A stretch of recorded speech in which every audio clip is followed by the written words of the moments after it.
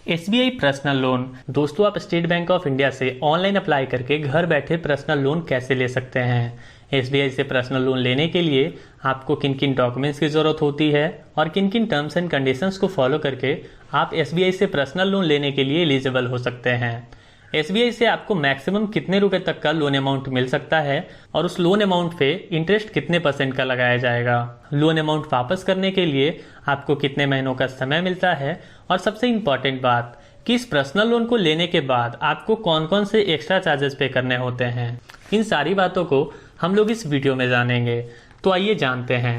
सबसे पहले मैं आपको बता दूं कि एसबीआई में पर्सनल लोन के भी कुछ टाइप्स होते हैं, जैसे कि SBI pension loan, SBI express credit, loans against securities, SBI quick personal loan. इसी तरह के और भी बहुत सारे टाइप्स होते हैं। तो इस वीडियो में हम लोग SBI express credit personal loan के बारे में जानेंगे।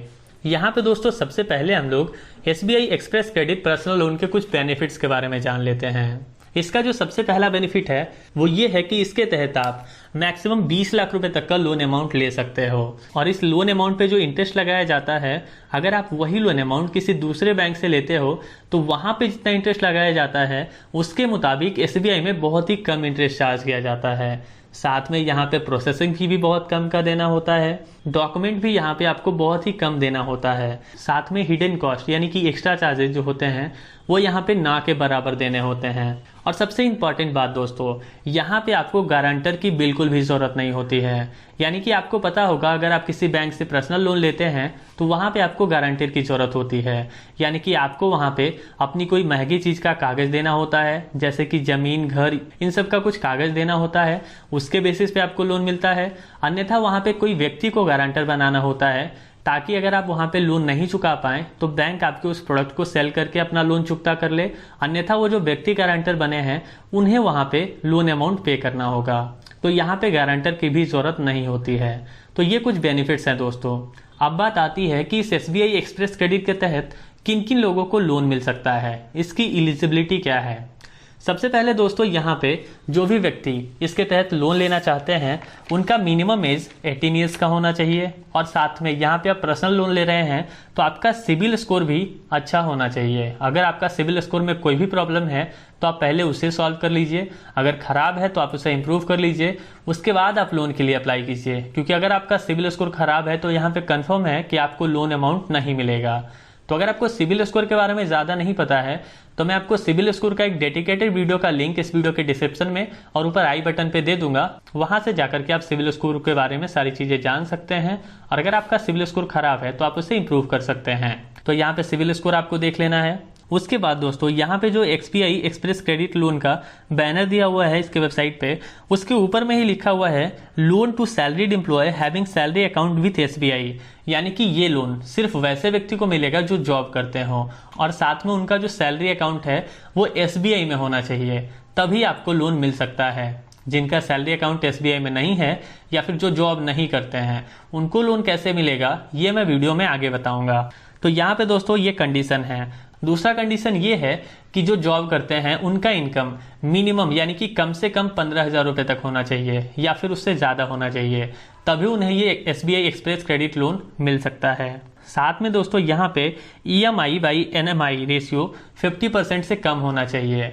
यानी कि इसका मतलब ये है कि जैसे कि अगर आपका इनकम 50,000 का है तो आप अगर पहले से कोई लोन लिए हुए हैं या फिर कोई प्रोडक्ट EMI पे लिए हुए हैं तो वो टोटल EMI अमाउंट जोड़ करके 25,000 रुपये से कम होना चाहिए। यानी कि 50% से कम होने चाहिए, तभी यहाँ पे आपको SBI express credit personal loan के तहत लोन मिल पाएगा। तो ये कुछ कंडीशंस हैं दोस्तों। अब बात आती है डॉक्यूमेंट की। तो जैसा कि मैंने आपको बताया कि यहाँ पे आपको बहुत ही कम डॉक्यूमेंट देना होता है, क्योंकि आपको जब आप इस लोन को अप्लाई करोगे तो यहाँ पे आपको सैलरी अकाउंट का डिटेल देना पड़ेगा और अगर आपका पहले से इस बैंक में अकाउंट है तो आप तो सारा डॉक्यूमेंट पहले से दे चुके हैं, तो आपको इसीलिए यहाँ पे बहुत ही कम डॉक्यूमेंट देना होता है। तो अब बात आती है कि यहाँ पे आप इस SBI express credit personal loan के तहत मैक्सिमम और मिनिमम कितने अमाउंट तक का लोन ले सकते हैं। यहाँ पे दोस्तों पर्सनल लोन भी दो टाइप के होते हैं। पहला होता है टर्म लोन और दूसरा होता है ओवरड्राफ्ट लोन। तो अगर आप टर्म लोन लेते हैं तो आपको यहाँ पे मिनिमम 25,000 का लोन लेना पड़ेगा। वहीं अगर आप मैक्सिमम लोन अमाउंट जानना चाहते हैं तो वो होता है 20 लाख का, यानी कि 20 लाख रुपए तक का लोन आप इसके तहत ले सकते हैं। साथ में दोस्तों अगर बात करें ओवरड्राफ्ट लोन की, तो ये ओवरड्राफ्ट लोन क्या होता है। ओवरड्राफ्ट लोन में क्या होता है दोस्तों कि जैसे कि आप लोन लिए 5 लाख रुपए का और बीच में कहीं से आपके पास पैसे आए, एक्स्ट्रा पैसे हैं जो कि आपके पास रखे हुए हैं, तो आप उस पैसे को अगर बैंक में जमा करवा देते हो तो वहां पे जो ब्याज लगना था वो टोटल अमाउंट पे नहीं, जितना आप जमा करवाए हो उसके बाद जो बाकी बचता है लोन अमाउंट उस पे लगेगा, यानी कि आपको ब्याज कम देना पड़ता है। तो अगर आपको ओवरड्राफ्ट लोन अमाउंट की फैसिलिटी मिलती है तो वैसे कंडीशन में आपको मिनिमम 5 लाख रुपए तक का लोन लेना होगा और मैक्सिमम 20 लाख रुपए इसमें भी होता है। यहाँ पे दोस्तों आपका जो मंथली इनकम होता है उसका 24 गुना तक का ही लोन ज्यादातर लोगों को मिल पाता है, बहुत कम लोग इससे ज्यादा लोन ले पाते हैं। तो अब बात आती है कि यहाँ पे लोन अमाउंट जो आप लिए हैं उसे वापस करने के लिए आपको कितना समय मिलेगा और लोन अमाउंट आप वापस कैसे कीजिएगा। दोस्तों यहाँ पे आप चाहे टर्म लोन लीजिए या फिर ओवरड्राफ्ट लोन लीजिए, दोनों टाइप्स के लोन में आपको मिनिमम 6 महीने का समय मिलता है लोन अमाउंट वापस करने के लिए और मैक्सिमम 6 साल यानी कि 72 महीने तक का समय मिल सकता है आपको लोन अमाउंट को बैंक को रिटर्न करने के लिए। तो आप रिटर्न कैसे करोगे बैंक को पैसे? यहाँ पे क्या आपको मैनुअली बैंक जाकर के जमा करना होता है? नहीं दोस्तों, अगर आप चाहते हैं तो आप जो सैलरी अकाउंट का डिटेल दिए हैं लोन लेते समय, जो आप सैलरी अकाउंट का डिटेल दीजिएगा उस सैलरी अकाउंट से ही हर एक महीने आपका ईएमआई अमाउंट यानी कि जो आपका मंथली इंस्टॉलमेंट अमाउंट बना है वो इंस्टॉलमेंट अमाउंट प्रत्येक मंथ आपके सैलरी अकाउंट से ऑटोमेटिक डिडक्ट हो जाएगा, आपको यहाँ पे कुछ भी नहीं करना पड़ेगा। तो इस तरह से दोस्तों आपका रीपेमेंट कंप्लीट हो जाता है। तो अब बात आती है कि इस लोन को आप ऑनलाइन अप्लाई कैसे करेंगे। अगर आप ऑफलाइन अप्लाई करना चाहते हैं तब तो आप बहुत ही आसानी से नॉर्मली बैंक जाकर के अप्लाई कर सकते हैं। वहीं अगर आप ऑनलाइन अप्लाई करना चाहते हैं तो आपके पास मेनली 2 ऑप्शन होते हैं। पहला होता है कि आप एसबीआई के ऑफिशियल वेबसाइट से जाकर के अप्लाई कर सकते हैं। तो वहां पे दोस्तों जिस वेब पेज से इस लोन को डायरेक्टली अप्लाई किया जाता है उस वेब पेज का डायरेक्ट लिंक आपको इस वीडियो के डिस्क्रिप्शन में मिल जाएगा, जिस पे कि क्लिक करके आप डायरेक्ट उस वेब पेज पे चले जाइए और वहां पे आपको कुछ सिंपल स्टेप्स पूरे करने होते हैं। आपको कुछ अकाउंट नंबर, नेम वगैरह यानी कि कुछ पर्सनल डिटेल फिल करना होता है और आपका लोन अप्लाई हो जाता है। और दूसरा तरीका है दोस्तों योनो एप्लीकेशन का। तो योनो में दोस्तों आपको क्या करना होता है कि प्ले स्टोर से सबसे पहले आपको योनो डाउनलोड करना पड़ेगा, फिर आपको उसमें रजिस्ट्रेशन करना होगा अगर आप नहीं किए हैं तो। और रजिस्टर होने के बाद दोस्तों सिंपली वहां पे आपको लेफ्ट अपर कॉर्नर में जो 3 लाइन्स होते हैं उस पर आपको क्लिक करना है। उस पर क्लिक करते ही आपके सामने लोन का एक ऑप्शन आएगा, आपको इस पर क्लिक करना है। तब यहाँ पे एसबीआई एक्सप्रेस क्रेडिट का एक ऑप्शन आ जाएगा, उस पर आपको क्लिक करके लोन को अप्लाई करने के पेज पे चले जाना है। वहां आपको फिर से एलिजिबिलिटी, डॉक्यूमेंटेशन ये सारी चीजें बताई जाएगी और फिर आपको अप्लाई नाउ का एक बटन मिलेगा जहां से कि आप SBI express credit personal loan को अप्लाई कर सकते हैं। तो वहां से दोस्तों आप अप्लाई कर लीजिए।